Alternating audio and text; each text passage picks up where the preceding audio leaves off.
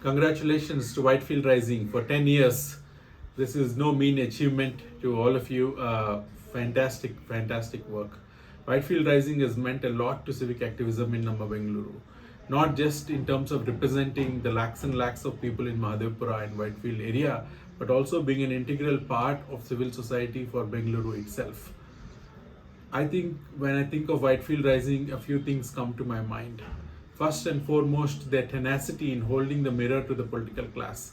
You showed us the way of how to hold the politicians accountable, whether it is the BBMP corporators or the MLAs and ministers and so on. You always worked with the political class in a very collaborative and yet held them accountable. The way you've done this is also commendable because you not only complained but you also collaborated.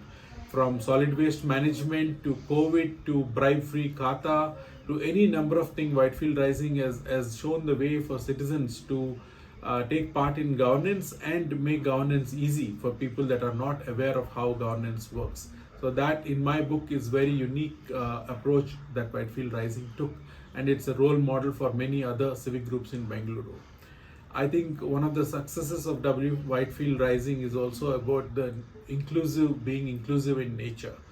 Whenever I went to the Whitefield Rising meetings, I noticed that you always try to bring all sections of society and take care of the needs of people that may not have a voice in the system. That is probably the reason why you are still here 10 years later and a broad support of the community that you represent.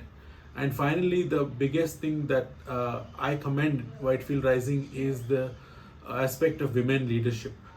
Not often do you see so many women leading the activism from the front, and that's something that we all see and inspired by in Whitefield Rising. So on to bigger and better things, Whitefield Rising. Congratulations, and here is the next 10 years.